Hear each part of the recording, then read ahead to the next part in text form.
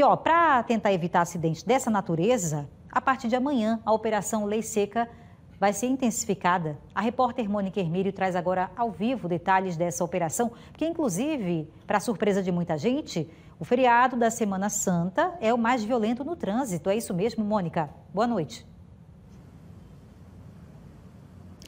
Pois é, Bia. Boa noite para você mais uma vez, boa noite para todo mundo. A gente imagina, né, feriado, Semana Santa, que tudo seria tranquilo, mas infelizmente os números são altos, as pessoas aproveitam bem, mas aproveitam errado, né?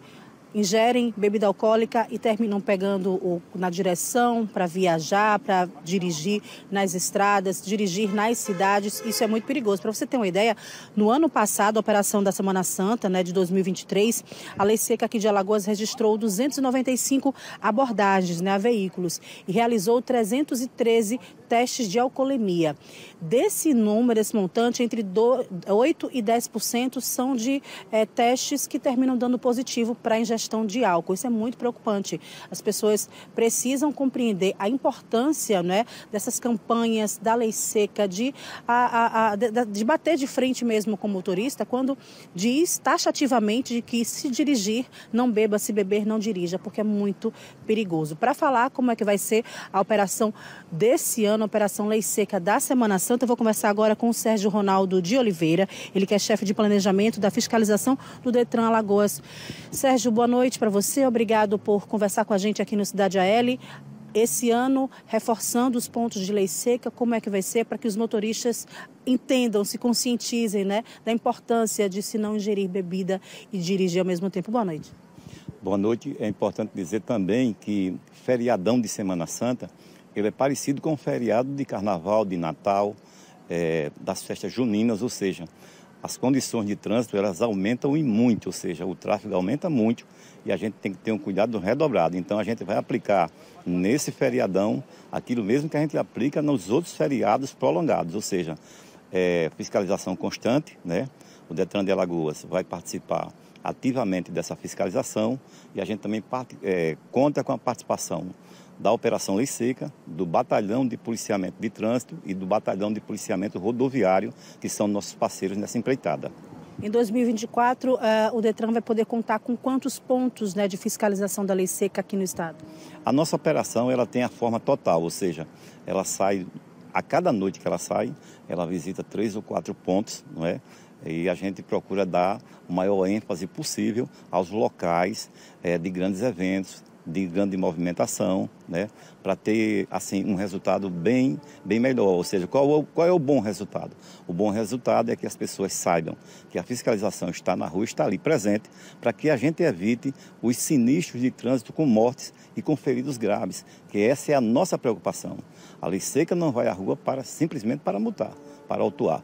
A Lei Seca vai para que a gente tenha uma consciência de baixar esses números excessivos que nós temos no Brasil e que, graças a Deus, nos últimos 2 anos em Alagoas, a gente vem tendo um número bem menor de acidentes, ou seja, a gente está conseguindo fazer o nosso trabalho. Sérgio, muitas pessoas terminam compartilhando em aplicativos, né, que mostram rotas, compartilhando onde existem leis secas, onde vocês colocam, né, os pontos da Lei Seca. Isso não deveria acontecer e muitas pessoas acreditam, como você bem falou agora, que a Lei Seca é apenas para multar e não para educar e para evitar novos acidentes, né? Essa questão de compartilhamento é crime, o que é que o Detran enxerga a respeito disso? Olha, veja bem, primeiro o Detran lamenta que as pessoas percam seu tempo fazendo esse tipo de informação. Até porque, apesar da fiscalização não ser onipresente, ela vai estar onde você exatamente não espera. Muitas das vezes a gente acompanha também esses grupos e a gente vê que as informações são erradas, né? Não são informações do local que a gente está, porque logo que a gente descobre que aquilo está acontecendo, a gente faz uma rápida mudança de local. Então é importante dizer que a gente tem que pensar também no outro, né?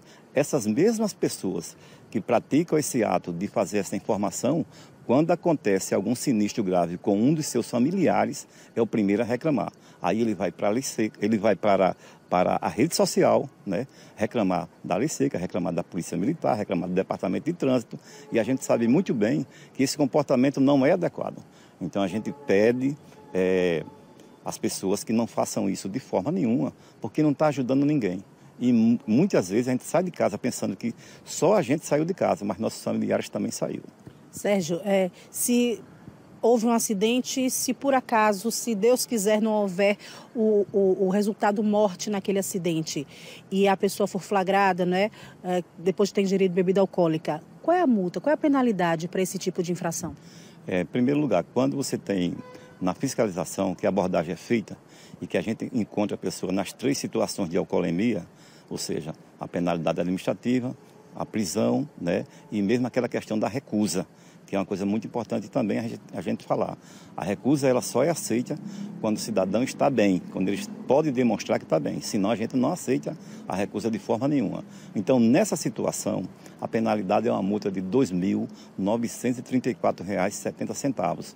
A suspensão da carteira por 1 ano. Isso depois do contraditório, da legítima defesa. Ele pode fazer a defesa dele, ele pode se explicar, certo? E o Detran vai fazer o julgamento. Depois disso, a gente ainda tem a possibilidade dele fazer uma reciclagem e fazer a prova do Detran. Então é muito importante porque a gente imagina somente em valores, a gente imagina somente nas penalidades, mas pode ter certeza, quem cai nesse tipo de infração uma vez sabe que é muito difícil, porque ele vai ao Detran 3 ou 4 vezes, é muita informação e a pessoa fica respondendo pelo processo administrativo, quando é o caso de não cometer um acidente grave, né? Então o processo é administrativo, e também quando ele passa a partir de 0,33 miligramas por litro de alveolar, que é o ar exatamente que vem dos pulmões, aí sim ele constitui crime de trânsito e ele vai responder sim. Ok, obrigado pelas informações. Eu conversei com o Sérgio Ronaldo de Oliveira, chefe de planejamento da fiscalização do Detran Alagoas. A gente falando aqui, não é, Bia, sobre valor de multa. Pagar uma multa de R$ 2.900 é o de menos. O pior é se você paga uma multa e uma família perde um ente querido, né? Ou até mesmo você, por causa da irresponsabilidade. Então, a multa é o de menos. É melhor que você não tome essa multa, mas também que você não corra esse risco e não tire a vida de outra pessoa de forma tão irresponsável. Se é que dá para evitar, então é melhor não receber nem a multa e nem a notícia da perda de um ente querido, né, Bia? Voltamos com você.